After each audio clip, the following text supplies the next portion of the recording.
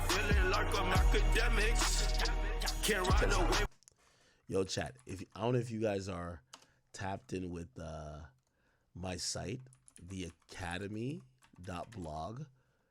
Again, if you guys ever want to see all the legal paperwork that I use on stream, go to the Academy.blog. Check this out. Diddy caught 5 new lawsuits today. 3 men, 2 women.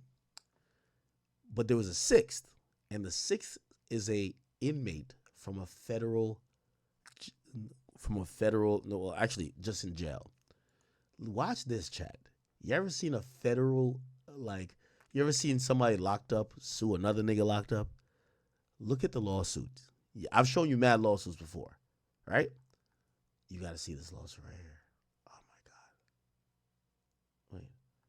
Why the fuck is it not showing up? Oh, look. Look at this. Look at this, chat. This is a locked up nigga suing Diddy. The nigga just wrote David Johnson versus Sean Combs, a.k.a. P. Diddy. This is how he filed his lawsuit. This is gangster. Look, United States District Court, blah, blah, blah, blah. This is a civil action seeking relief for damages, blah, blah, blah. You want to hear this shit? The factual events of this claim are as follows. You got to watch. You got to listen to this chat. Around the time of August 2018, when I was a minor, in the custody of my mother, Joy Kemp, I was sitting in my living room listening and watching YouTube videos of Tupac Shakur and Notorious B.I.G. when my mother came downstairs and said, "What are you doing? You must want to be a girl. I'm calling, Angie B. Angie B is a family relative of my half-siblings who live in Long Island and works in New York City." After this interaction with my mother, I was very confused and stopped listening to YouTube. About 30 minutes after the interaction, I was downstairs in my room of her house in North Chile? The fuck is this? I don't know what that is. Chile, New York? My mother began to cook dinner. She served me dinner a short time after. She served my siblings. So apparently the mom served the siblings food, then served him. Look, this is crazy. She served me dinner a short time after she served my siblings. I ate dinner, and about an hour later, I began to feel really tired. So I went to bed. My mother drugged me. And after drugging me, my mother put me in the car and trafficked me to a location unknown by me. While being, what the fuck is that? Oh, no, I felt a woman having intercourse with me without my consent. Then suddenly, Sean Combs shoved his penis erect into my rectum violently without my consent and began to unconsensual intercourse with me while the girl was having unconsensual intercourse with me also. I cried out in pain. Ah! Meek Mill cry. I would say this ordeal was about an hour long. This happened 3 times over the course of 2 days. I could feel the ordeal being recorded, and I heard fake moans covering up my cries. Stop! Please stop. Hold on. Wait a minute. Hold on. It covered up my cries and my pain. I was unconscious, laying somewhere basically the whole time. Against my will, on the 3rd incident, I felt extreme friction, a burn and a pain and a discomfort in my colon. Okay, this nigga's a fucking liar. The mere fact this nigga know what his colon feel like is crazy. Yo, come on, bro. Come on, bro. Come on, bro. This was torture. I felt as if I was going to die. I yelled out, "Stop, Diddy!" The women stopped having sexual intercourse with me. Sean Combs did not. He continued to R-word me after I asked him to stop. until he ejaculated on my buttocks. God damn it. And anal opening. What the fuck? Who called their asshole an anal opening? After this, I was returned to some area where my mother was waiting for me, and I was stuck with a needle that had some type of fluid. Directly after ejaculating on me, I told Sean Combs that he was a F word and that I was going to kill him when I awoke. You stuck me with a needle. I'm going to pass out. You're a F word. I'm going to kill you when I wake up. Fuck me, though. That's clearly what will happen, right?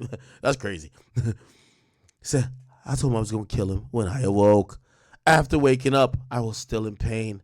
I went to my mother and told her I felt really bad and sick and dizzy and in pain. I was extremely confused and didn't know what had happened. If it was a reality playing games in my head or controlling my dreams, I searched on Google, how do I know if I have HIV? Because I thought someone stuck me with a needle to give me HIV. I was given some type of food by my mother, and I slowly began to feel better. See page 2A, what the fuck? I am claiming R-word and revenge porn and any other valid legal claims that may be applicable to Sean Combs' actions, like soliciting prostitution against one's will. I ask that the courts consider the fact that I have limited knowledge of the law. Everything I said is 100% factual to the best of my memory and knowledge. I am asking for relief in the form of $100 million.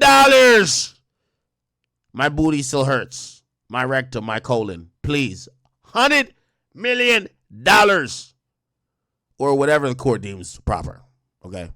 I declare on the penalty of perjury that the foregoing is true and correct. Here's the date. Now this is page 2A.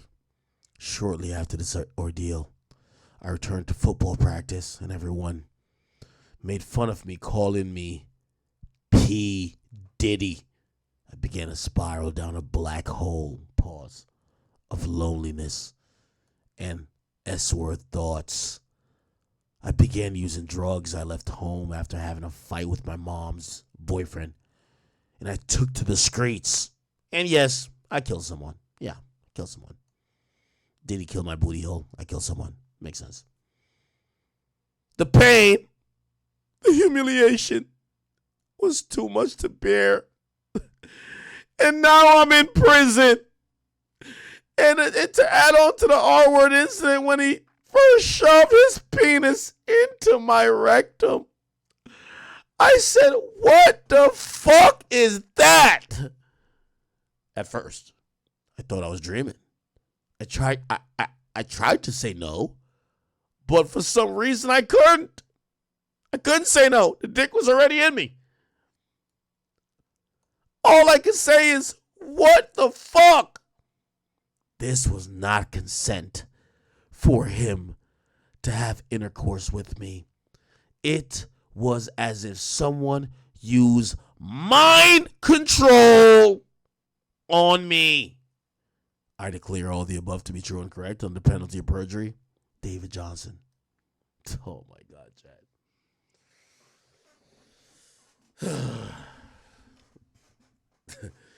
If you kill someone and you need to plead insanity or shit, maybe you need somebody to cover your legal fees. Why not, right? Yeah, this is crazy shit, right?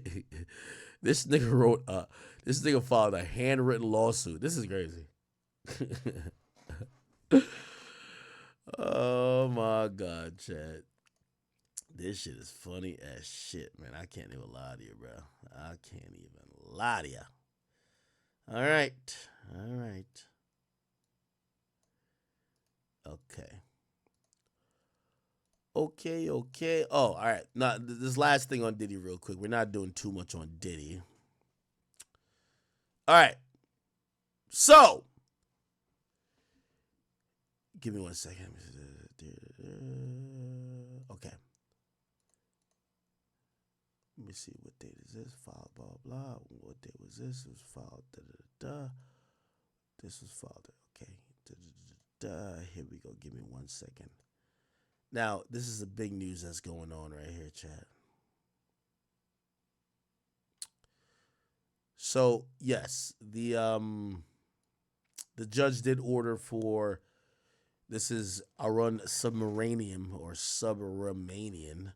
That's the judge in Diddy's case. He said, for the reasons stated at the hearing, the government, with the exception of the filter team, must immediately delete the photograph notes at issue pending, blah, blah, blah. And they got to confirm by today, or, at the end of business day today, that the notes have been deleted. Okay, da, da, da. Okay, cool.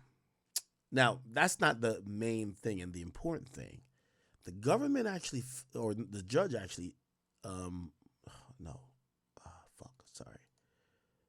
the judge actually wrote or addressed everybody else in another order. Check this out, chat.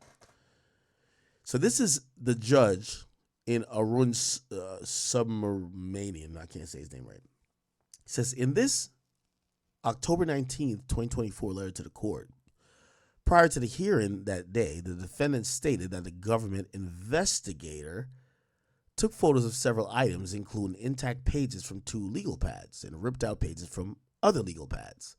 The letter also described the legal pads in detail and argued that they were privileged in part because on top of the legal pads, the defendant's folder was marked legal, in which it put anyone on notice that everything in the folder marked legal is attorney-client privilege. At the November 19th hearing, the defense counsel presented the court with an intact legal pad with legal written on the binding, stating that the legal label on this and the other pads showed that they were clearly protected by attorney-client privilege and should not be in the government possession. The court notes that the sealed exhibits, so now the judge is talking about something that's sealed we can't see. The sealed exhibits to the government's brief includes photographs of 2 intact legal pads taken at the time of the BOP sweep. There is no writing on the binding of either pad. At the scheduled hearing, the defense counsel should prepare to give the court further context on the legal label that the court was presented with at the November 19th hearing and address why this label doesn't appear on the photograph, and the photographs in the court possession and why blah, blah. Okay, let me just put this in layman's terms. The judge filed something himself. It's called an order, saying that there's gonna be an order to show cause or show proof by Diddy's lawyer. Essentially, they're saying Diddy's lawyers may have lied or tried to been misleading to get a favorable outcome by the judge. What was the favorable outcome? They said, yo, when y'all searched Diddy's cell and searched his locker, he had a manila folder that said legal on it.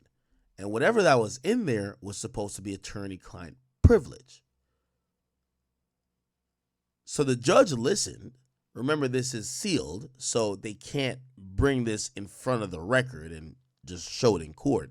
But the judge looked at it after court, apparently, and they said what Diddy's lawyer said in court, that it shouldn't be admissible because it says legal, and there's a writing on the folder that says legal, and the judge even says, oh, y'all do this all the time? Okay, give me an example of it.